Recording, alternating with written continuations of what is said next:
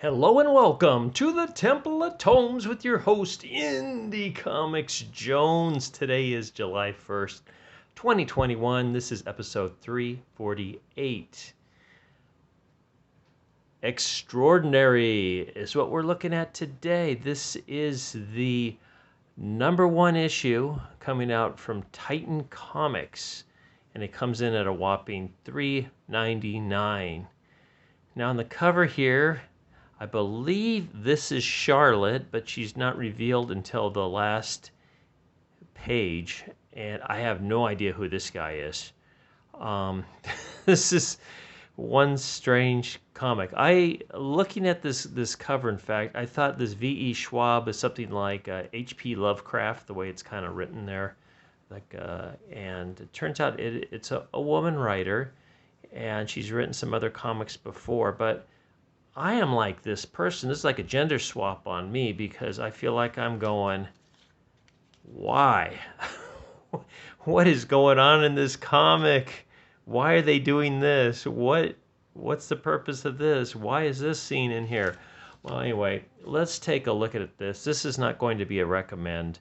I think the package of it, the way it's put together, is fine. It looks nice and everything. I just had a lot of trouble with the story and trying to follow it. I read it twice just to make sure I wasn't going crazy.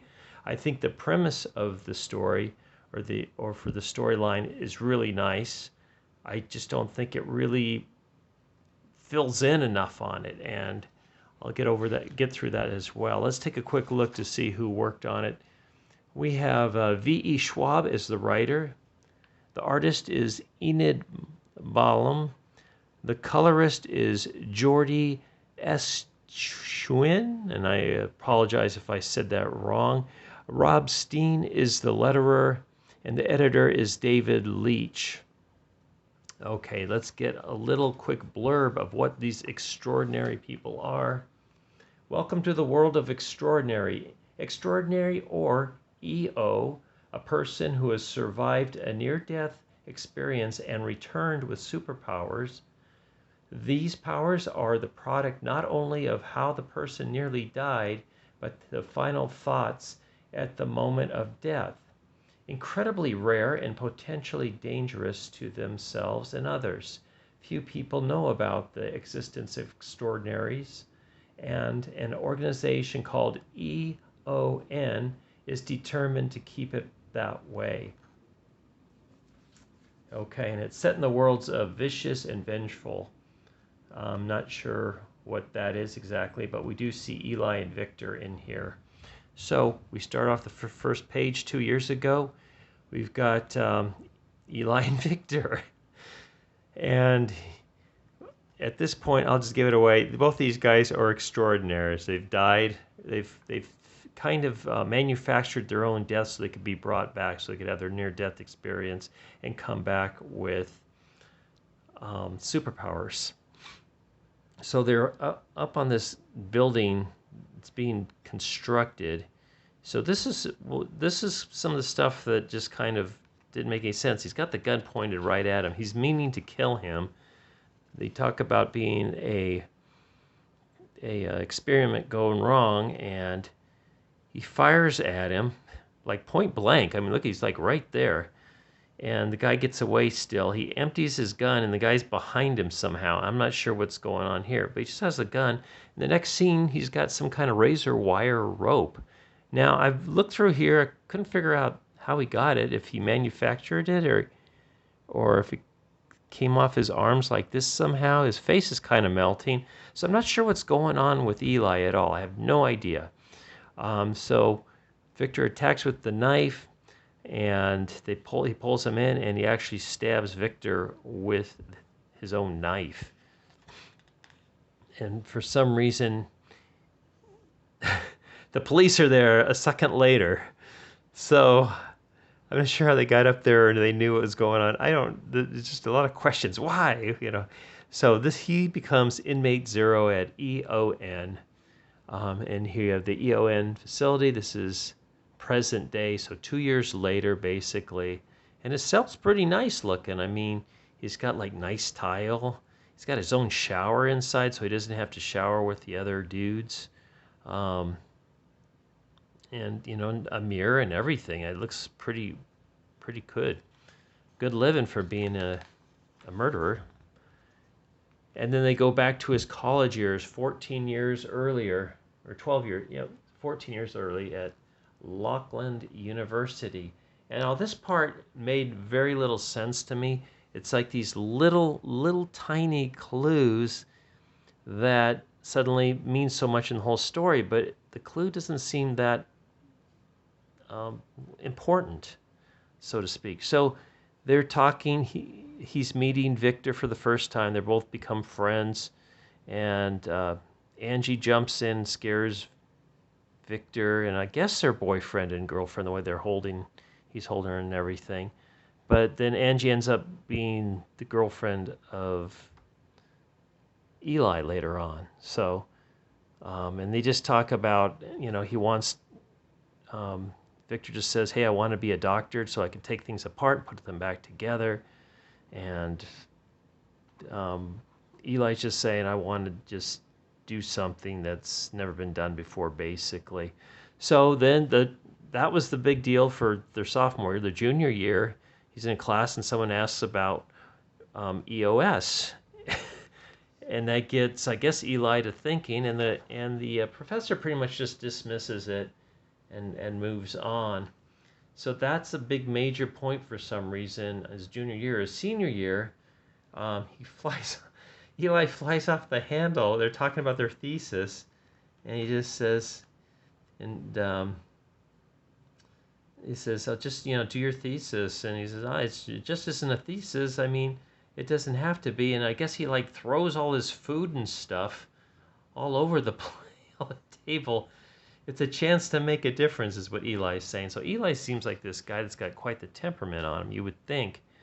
And then we see him studying all these things for his thesis, so to speak, all these different things. And I guess he's reading some newspaper with an article about extraordinary superpowers. I guess that's what ESO stands for.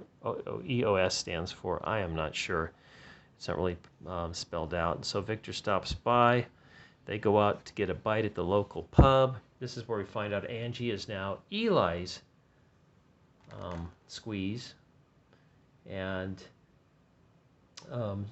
this is right after, we find this out right after Eli has asked Victor to witness his death and then bring him back to life as soon as possible once his body is stabilized. And Victor's saying, no way, that's once in a million chance you're going to come back alive. So then he changes his mind, apparently, for whatever reason. And so here we have what Victor's going to do. I guess he's going to drown himself Eli's going to drown himself in a tub full of ice water. And then they're going to stick him with an EpiPen once his body temperature comes back up. You can see Eli is holding himself under, and he goes dead for a moment. So this is they're creating a near-death experience, and he wakes up and he says, this is all wrong, and he's stabbing himself with a knife for some reason. I don't understand that, because they said the superpowers are based on how you died. So he died in a ice cold water, so I would think that he could live underwater or something like that, not attack himself with this huge buck knife. And so he's kind of bleeding all over the place, but he's okay. So I guess he's invincible or can't die. I'm not sure. So Victor says, "Well, we figured out that we can't, that we can do this and it works. So I'll be the next one." And he say, "No, the experiment." And Eli just says, "No, the experiment ends with me. This is awful. This is wrong." So somehow he's got this big change of heart, and that is never really explained why he has this change of heart. So the next night, Eli gets a call saying, "I'm going for it," and he's enlisted their friend Angie to help him, and I guess he electrocutes himself to death. So it's a different type of death, and Angie's helping him. She's throwing the controls, some kind of Frankenstein lab type situation here.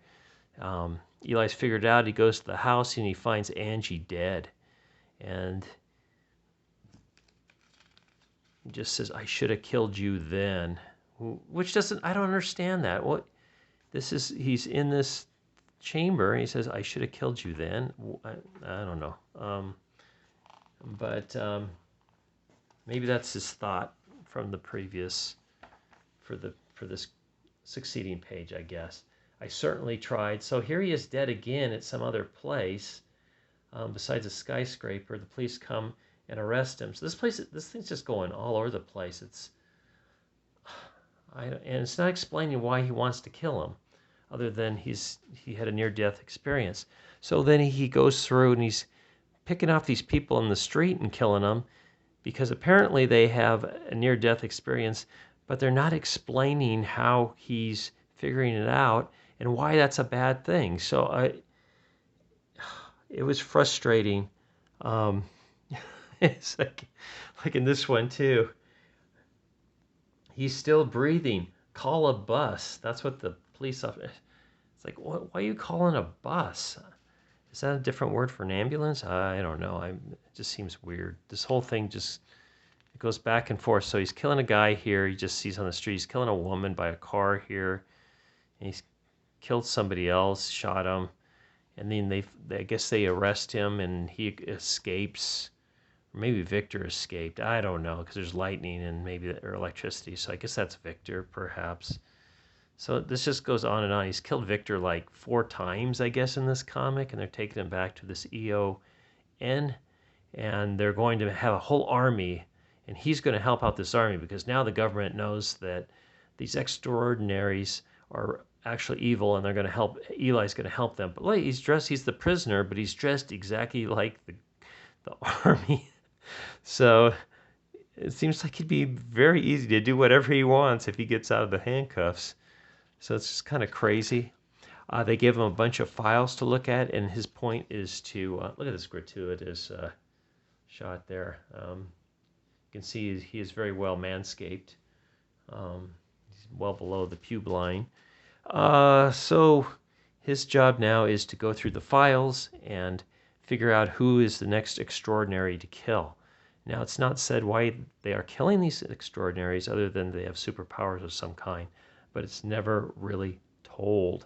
I don't know if that's something that's going to come out in the second issue. I did get a lot of chuckles out of this. I must say, I think that was unintentional. I think I am going to look at the second issue just to see if it explains this, because I'm just very curious, or if it's just going to continue on this ambiguous way of thinking. So he picks out the next character, and it's someone named Charlotte. She's going to be the next one to be killed by this EON squad. And, yeah. End. I was like, really? So V.E. Schwab has also done Shades of Magic, and we've got like it looks like 3 trades there. Also Titan Comics. The cover gallery here for this first cover. That's one we have. A couple more covers. And then this is the next issue. So I guess Charlotte's got some kind of powers, but I don't know if she's using them for good or evil or what. But that comes out in July 2021. So I really can't recommend it. These are just testimonials for the last book, Shades of Magic, The Steel Prince. So, and I'm looking to see if there's any of these women right, is that Mass Moment or Miss Moment? Miss Moment, maybe? Mass Moment? Library Journal, Set the Tape. So those are the people or the groups that are giving the testimonials on that. So, not a recommend, unfortunately. But the good news is I have more comics this week, and I'll be doing more reviews. So thank you for stopping by and listening to this review. Sorry, I thought this one had potential.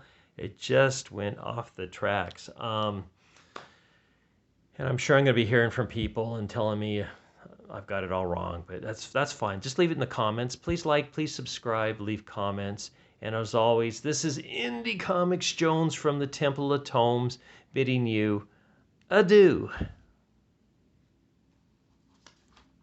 Why? Why?